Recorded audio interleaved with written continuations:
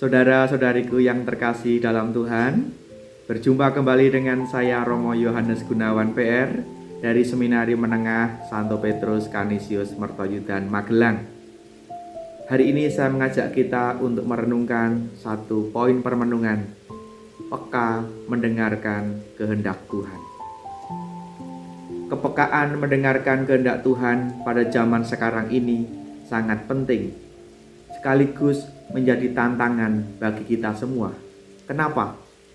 Karena pada zaman ini kita dibanjiri dengan aneka macam informasi, aneka macam berita yang begitu gencar melalui media sosial. Entah itu berita yang benar maupun berita yang hoax yang menyebarkan berita-berita bohong. Maka disitulah kita juga dihadapkan pada tuntutan untuk bisa jeli menyeleksi, menyaring informasi-informasi dengan baik. Selain itu, kita juga diajak untuk peka mendengarkan suara hati kita, agar kita tidak mudah tergoda dan terpengaruh untuk hal-hal yang negatif.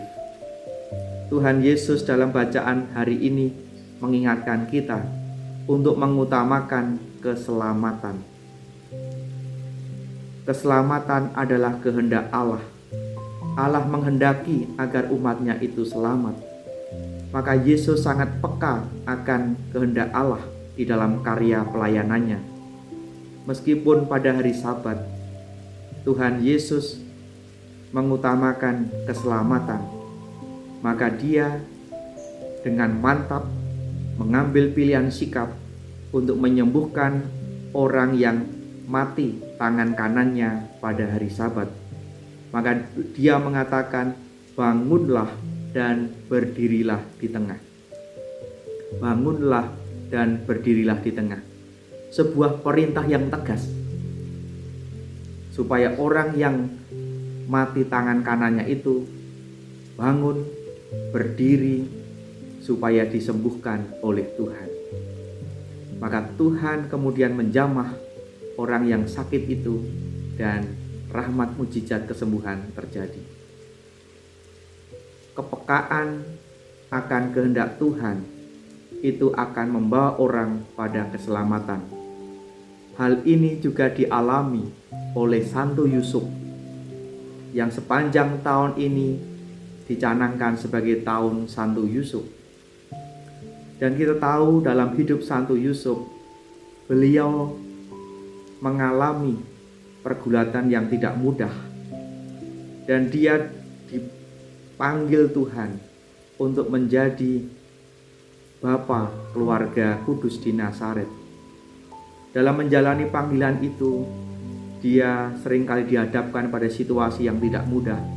Maka Tuhan hadir melalui mimpi Santo Yusuf. Melalui mimpi itulah Tuhan menunjukkan kehendaknya kepada Santo Yusuf. Dan Santo Yusuf dikenal sebagai pribadi yang peka mendengarkan suara Tuhan, peka akan kehendak Tuhan.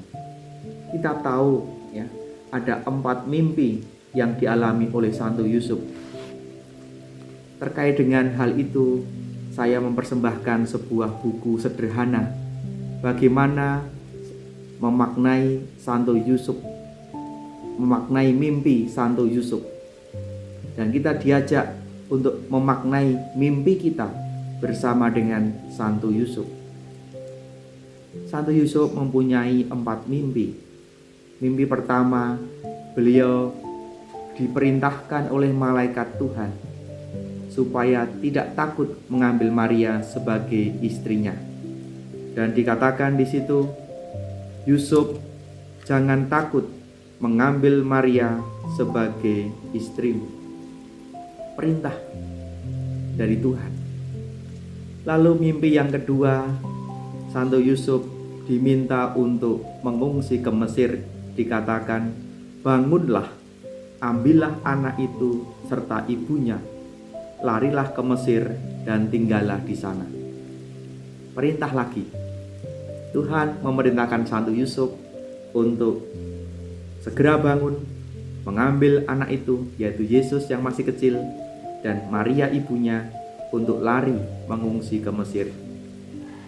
Dan mimpi yang ketiga, bagaimana Tuhan menunjukkan kehendaknya kepada Santo Yusuf. Bangunlah, ambillah anak itu serta ibunya, dan berangkatlah ke tanah Israel.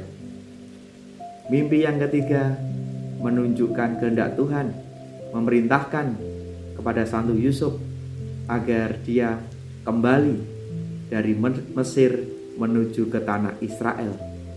Perintah lagi, bangunlah, ambillah, dan berangkatlah ke tanah Israel. Dan mimpi yang keempat, bagaimana di situ Santo Yusuf diingatkan agar tidak tinggal di Yerusalem, tetapi tinggal di sebuah kota kecil bernama Nazaret. Maka Yesus akan disebut Yesus orang Nazaret. Keempat mimpi itu coba saya uraikan dalam buku ini. Bagaimana mimpi menjadi cara Tuhan untuk menuntun umatnya. Dan barangkali Bapak Ibu Saudaraku sekalian juga pernah bermimpi, dan mimpi Anda seringkali tidak mudah untuk dipahami. Tuhan punya kehendak apa lewat mimpi itu? Maka mari kita belajar dari Santo Yusuf untuk peka mendengarkan kehendak Tuhan lewat mimpi-mimpi kita. Maka saudara-saudaraku yang terkasih dalam Tuhan, mari di bulan kitab suci nasional ini kita mohon rahmat kepekaan hati untuk mampu mendengarkan kehendak Tuhan, memahami kehendak Tuhan, dan akhirnya melaksanakan kehendak Tuhan seperti Tuhan Yesus sendiri yang mengutamakan keselamatan, dan Santo Yusuf yang juga mendengarkan kehendak Tuhan di dalam hidupnya. Semoga Tuhan Yesus memberkati, Bunda Maria merestui, dan Santo Yusuf selalu menjagai. Berkah dalam.